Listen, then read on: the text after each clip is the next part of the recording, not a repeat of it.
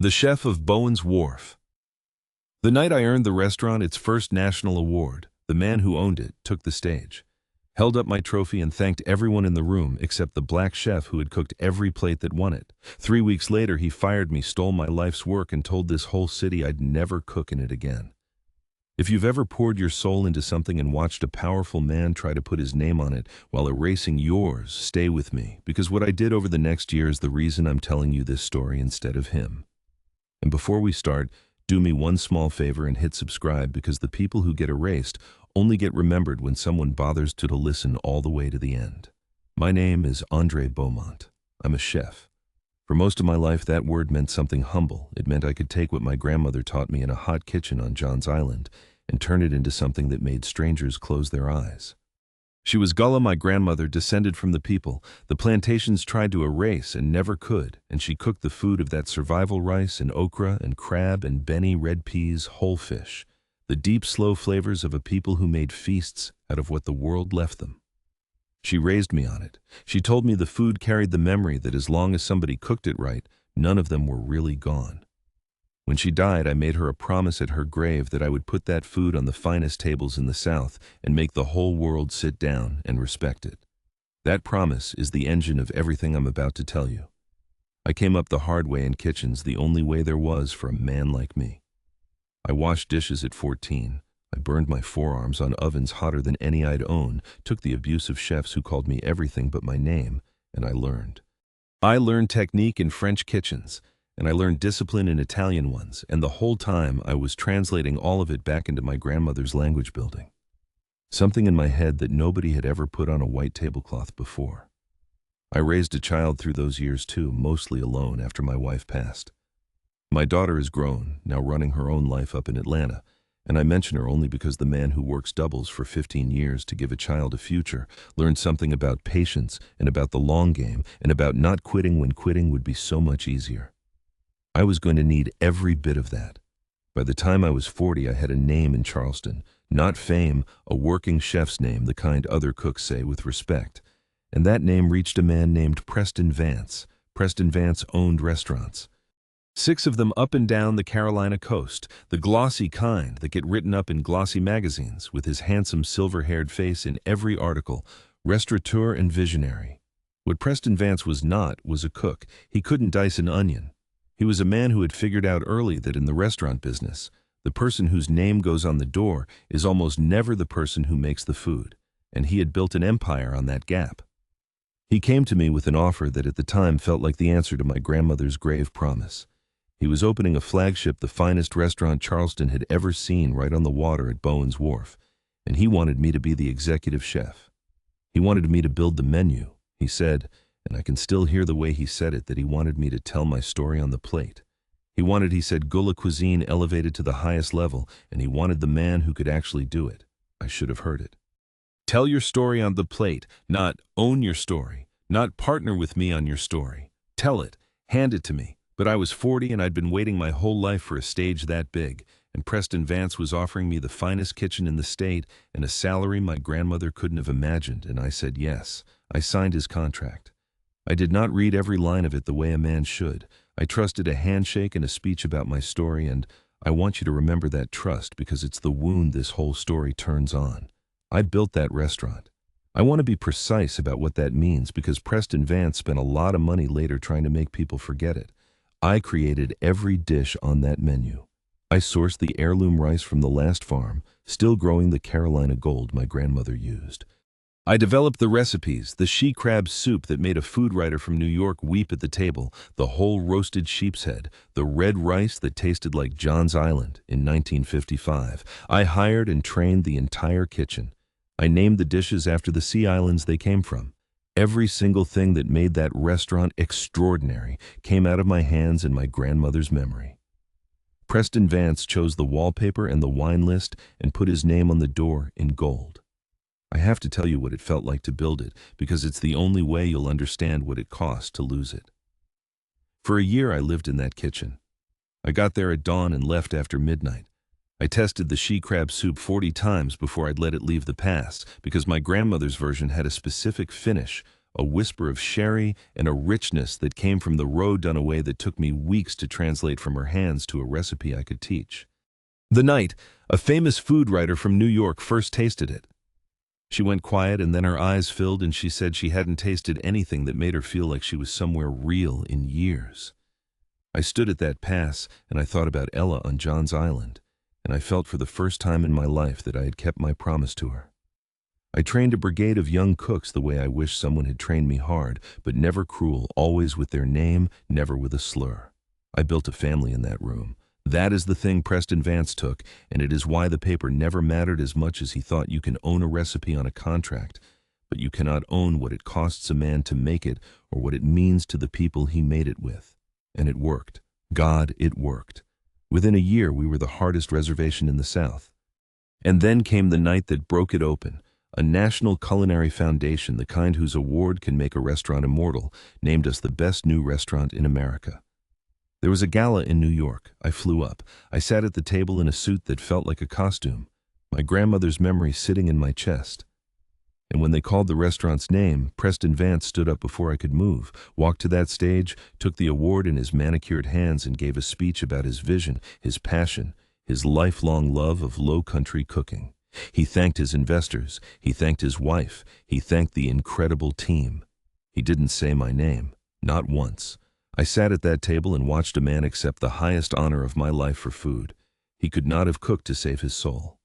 And I understood finally and completely what "tell your story on the plate" had really meant. It meant give it to me and disappear. I told myself it was an oversight. I told myself I'd talk to him. That's the thing about people who were raised to be grateful. We'll invent innocence for the men who rob us, because the alternative is too much to hold. I did talk to him back in Charleston, and Preston Vance put a warm hand on my shoulder and told me I was being sensitive, that of course everyone knew what I'd contributed, that the award was for the whole house, and that I should focus on the future because he had big plans, and I, still wanting to believe, went back into my kitchen and kept cooking. 3 weeks later, he fired me. There was no warning. I came in on a Tuesday, and there was a lawyer and an envelope and a security guard by the walk-in, and Preston Vance wasn't even there. He'd sent people to do it the way rich men always do. The letter cited creative differences and restructuring. I was told to gather my knives and go. And as I stood in the kitchen, I had built holding the roll of knives my grandmother had helped me buy when I was 19. The sous chef I'd trained for 3 years wouldn't look at me, and I understood that some of them had known this was coming and said nothing because Preston Vance signed their checks and I was already a ghost. I want to tell you the firing was the worst of it. It wasn't. The worst was what I learned in the weeks after, because Preston Vance had not fired me to replace me. He had fired me to erase me. When I finally sat down with a lawyer of my own and read the contract I'd signed at 40 drunk on the size of the stage, I found the lines I hadn't read carefully. Every recipe I developed in the course of employment belonged to the restaurant. My name professionally in connection with the concept belonged to the restaurant. And there was a clause, a non-compete, that said I could not open or cook at any competing restaurant within 75 miles of Charleston for 2 years. He hadn't just taken my food. He'd made it illegal for me to cook it in my own city, the city my grandmother's grandmother had been enslaved 20 miles from, and he'd gotten me to sign the paper myself. Then he did the thing that told me exactly who he was. He announced with a magazine cover and a smiling profile that he was personally expanding the concept, opening 3 more low-country restaurants across the South, built entirely on my menu, my recipes, my grandmother's memory with his face and his name and no mention of me anywhere. He was going to franchise my life's work into a fortune, and I was going to sit 75 miles away, legally forbidden from cooking the food that was my birthright, watching a man who couldn't boil rice get rich and famous off the promise I'd made at a graveside. I sat in my apartment that spring, and I felt something I'd never let myself feel before, which was defeat. Not anger. I was past anger. Just the flat gray understanding that the game was rigged, that men like Preston Vance win because the paper is written by their lawyers and signed in the glow of their promises, and that my grandmother's whole surviving people had been robbed of exactly this kind of thing over and over for 400 years. Their labor and their genius harvested by men who put their own names on it. I had become one more line in that ledger, and for about a month I let myself believe there was nothing to be done. I stopped cooking entirely, which for me is like a man deciding to stop breathing and just see how long he can stand it. I let the knives my grandmother helped me buy sit in their roll on a shelf. I didn't answer calls. I told myself I was being realistic, that a wise man knows when a fight is lost, but the truth is I was grieving, and grief and surrender wear the same coat, and it takes a while to tell them apart. What finally shamed me out of it wasn't a pep talk. It was a dream about my grandmother's hands, just her hands working rice through her fingers the way she did, and her voice saying the thing she always said, that the food remembers, so the people don't get forgotten. I woke up and I understood that if I let Preston Vance win, I wasn't just losing a job. I was letting him finish the erasure that 400 years had failed to complete, and that I would rather lose the fight standing up than win the peace lying down. The woman who pulled me out of it did not come to comfort me. She came to yell at me. Her name was Delia Hartwell. She ran Tidewater Farm out on Wadmalaw Island, 30 acres of heirloom crops, including the Carolina gold rice and the specific field peas and the Benny seed that I had sourced for the restaurant, because she was one of the last people in America still growing them the old way. She was maybe 35, sun-browned and calloused and entirely without patience.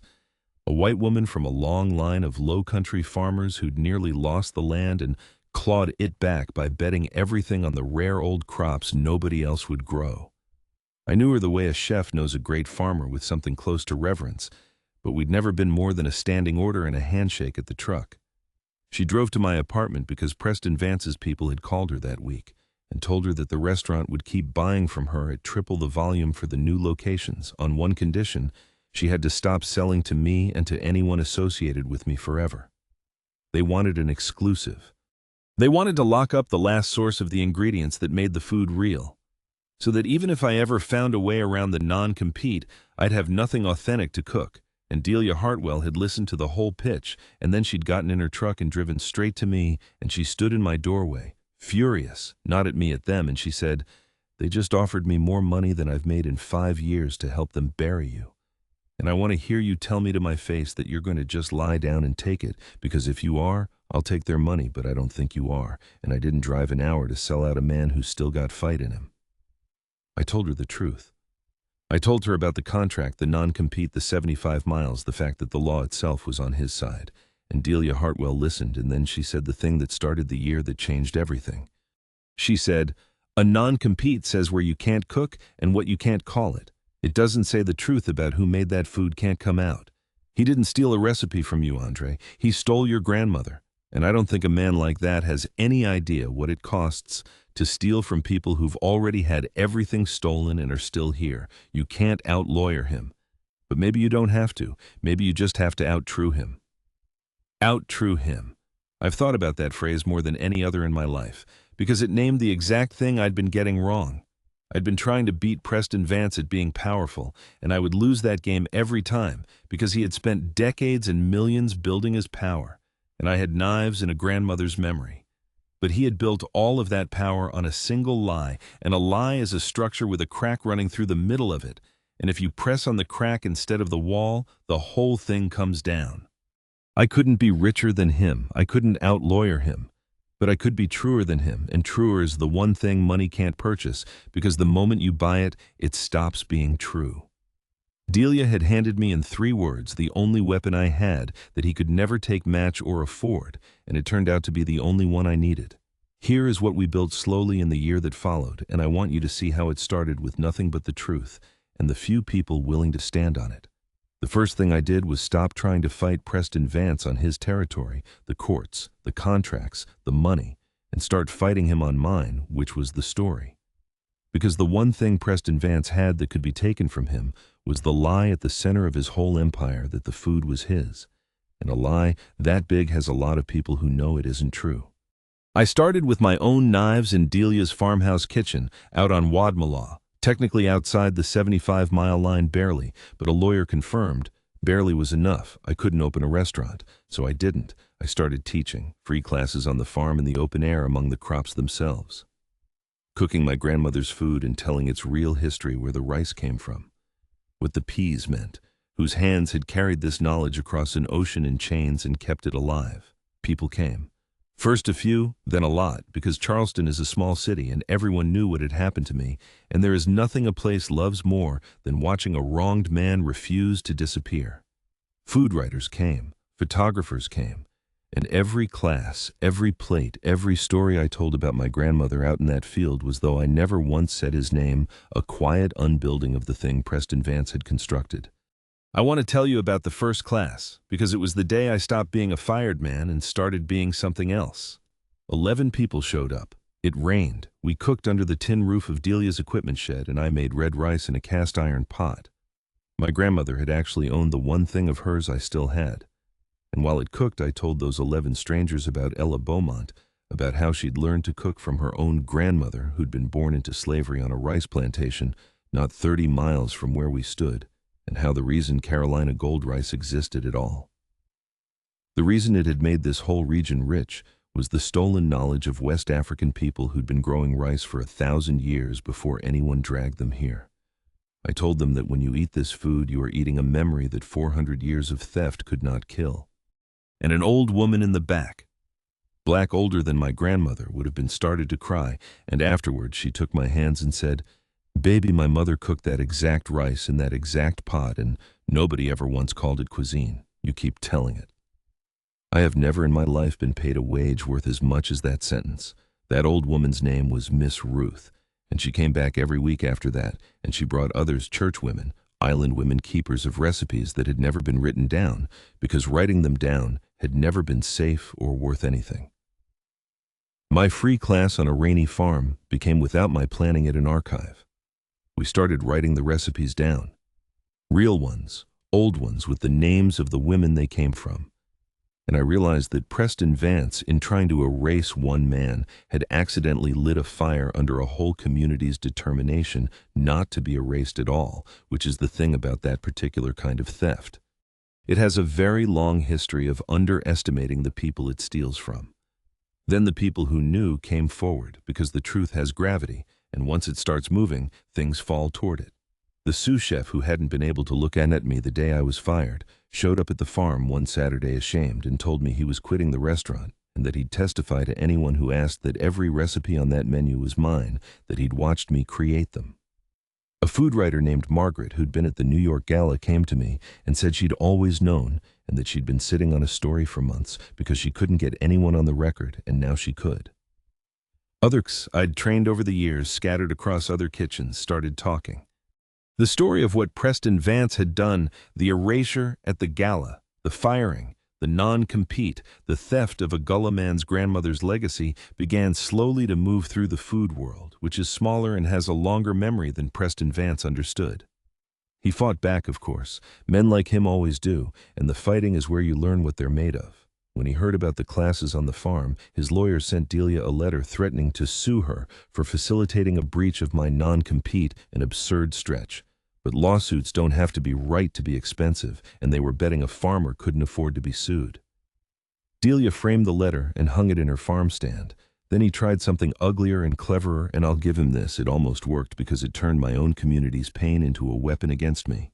Preston Vance hired a chef, a black chef, a talented young man named Terrence, whom I'd actually admired from a distance, installed him as the new executive chef at the flagship, and put out a wave of press built around a single poisoned idea that the food had never been about me at all, that Vance's restaurant was elevating low-country cooking for a new generation, and that the bitter former chef out on a farm was a man stuck in the past, trading on his grandmother for sympathy. It was designed to make my truth look like a grievance and my grief look like a grift. And for a few weeks in certain rooms it landed. I heard the whispers. Some people who should have known better started to wonder if I was just an angry man who couldn't accept being replaced. The thing that broke that lie was Terrence himself, because Terrence was a real cook, and a real cook cannot look at a menu for long without knowing whose hands built it. He lasted 4 months in that kitchen, cooking my recipes off my notes with my name scrubbed off them, and then one night he drove out to the farm. I still remember his headlights coming up the dirt road, and he stood in Delia's yard and he said, "Chef, I can't do it. Every plate I send out, I know it's yours. He's using me as a blackface to cover a theft from a black man, and I let him because I wanted the job. I'm done. Tell me how I can help you burn it down." Terrence became one of the most important witnesses I had because he could speak with total authority to the one thing Vance most needed hidden, that the food was and had always been mine. There were other pressures, smaller and meaner. A county inspector Delia had never seen in 15 years suddenly appeared at Tidewater Farm and wrote her up for agricultural violations. So petty they were laughed out of review, but each one cost her days and dollars, and we both knew where the wind was blowing from. A wholesale buyer who'd bought Delia's peas for a decade abruptly canceled and later admitted ashamed that he'd been leaned on. Vance couldn't beat us in the open, so he tried to bleed us slowly, betting that a farmer and a fired chef would run out of money and will before he ran out of lawyers.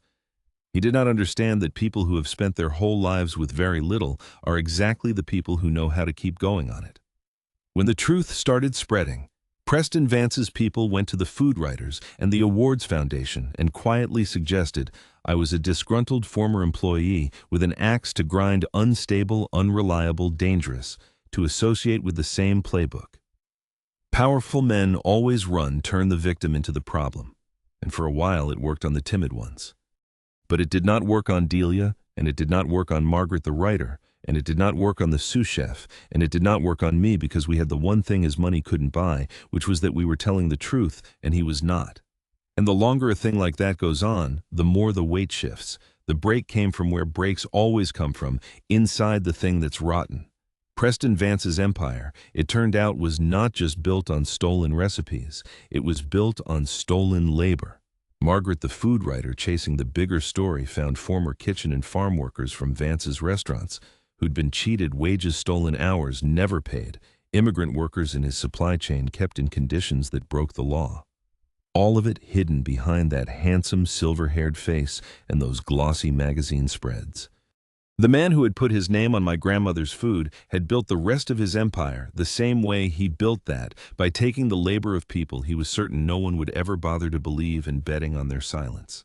He'd bet wrong one time too many.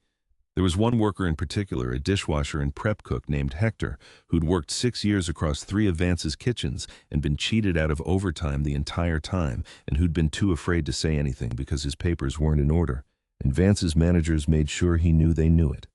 That was the whole system: hire people who can't complain and remind them why. Hector came to the farm one evening with his hat in his hands, terrified, and it took Margaret and me and Terrence hours to convince him that this time it would be different, that this time he wouldn't be alone.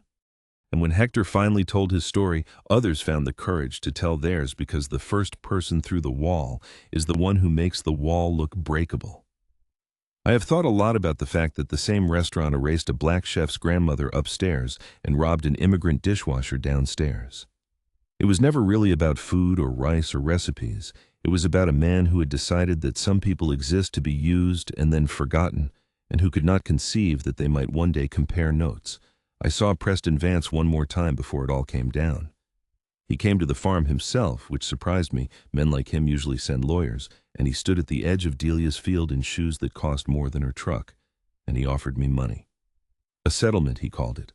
A generous number to make me sign a statement that our creative disagreement had been resolved amicably and that I had no complaints, and to make the whole thing go quiet. He still thought it was about money, you see. He genuinely could not imagine that there was anything a man like me wanted more than a check. And I looked at Preston Vance standing in the mud among my grandmother's crops, and I told him the only thing I ever needed to. I said, "You thought you were buying a chef. You were stealing an old woman named Ella who survived everything this country did to her people, and you didn't even bother to learn her name. Keep your money, Preston. I'm not going to be quiet. I'm going to be loud for the rest of my life, and one day this whole city is going to know her name and not remember yours." He drove away. And I think that was the first moment he understood he was going to lose, because he had finally met something he couldn't buy. When Margaret's story finally ran a long, devastating investigation, months in the making, with the workers on the record and the wage records, and the timeline of what he'd done to me right there in the center of it, as the pattern that unlocked all the rest, it did not just embarrass Preston Vance, it ended him. The Awards Foundation rescinded the honor he'd stood on that stage to steal.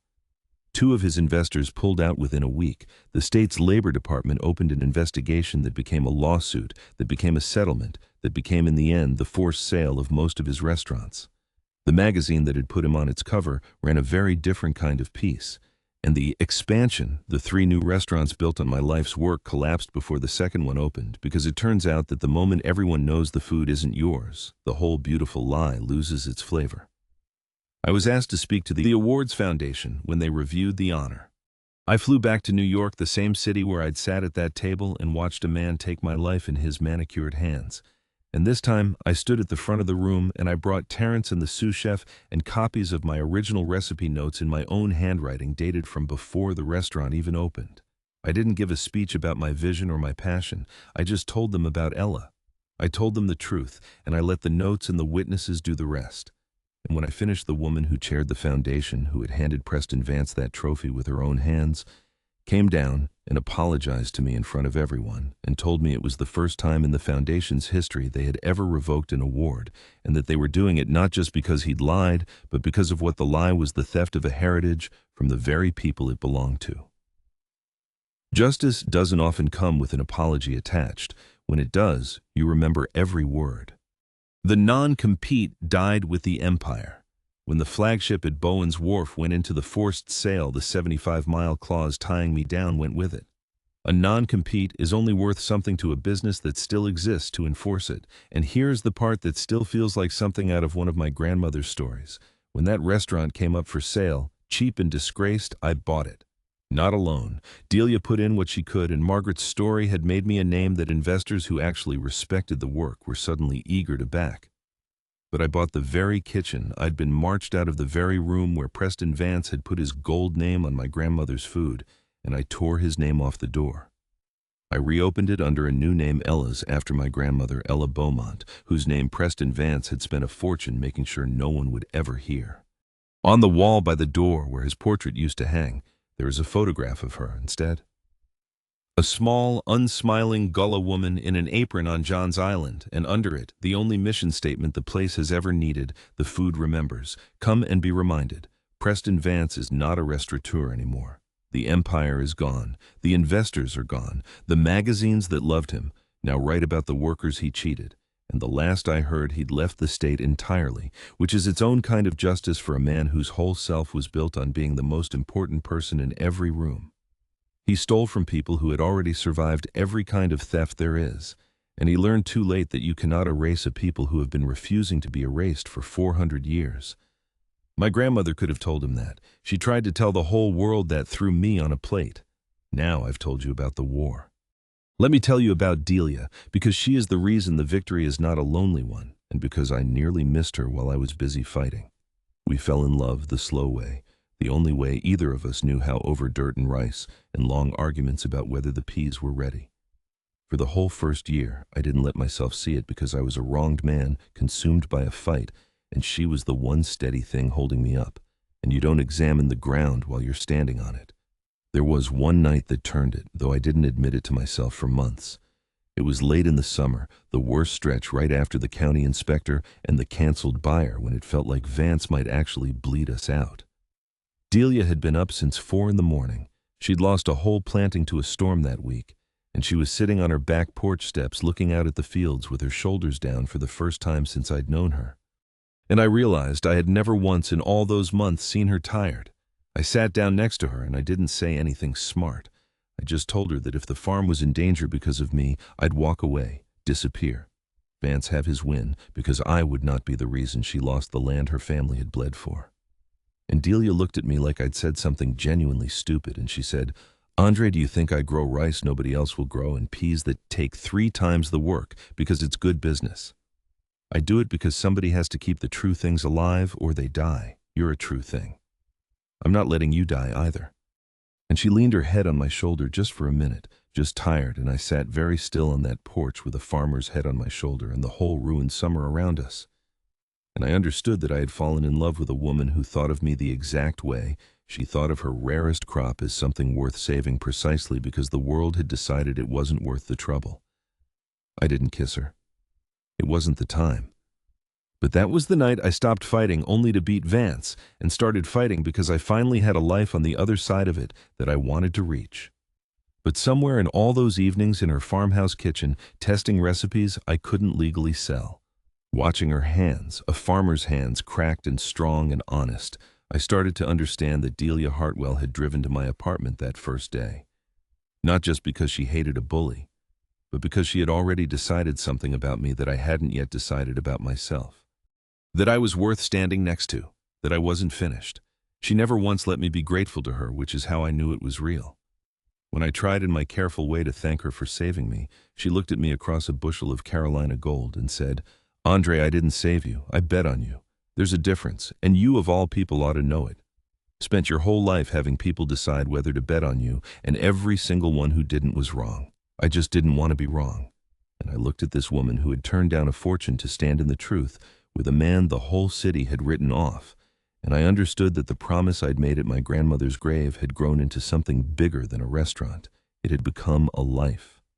And Delia was standing in the middle of it, sunburned and unimpressed and exactly right.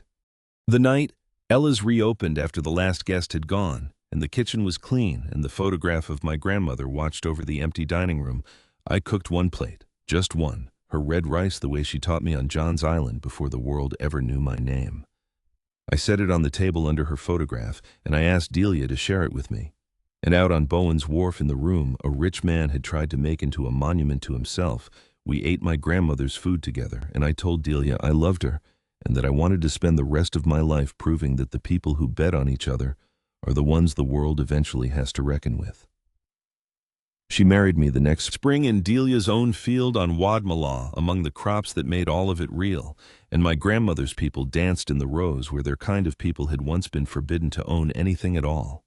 Miss Ruth was there in the front row, and so was Terrence, who runs Ella's kitchen beside me now, and Hector, who manages the whole front of house and gets paid every hour he works and every hour of overtime, besides in writing, because I promised myself the day I signed Preston Vance's contract that I would never again build anything on a person's silence. The recipes we wrote down out on that farm, Miss Ruth's and the church women's and my grandmother's, became a real book published under all their names, a proper archive of a cuisine a rich man tried to franchise into anonymity.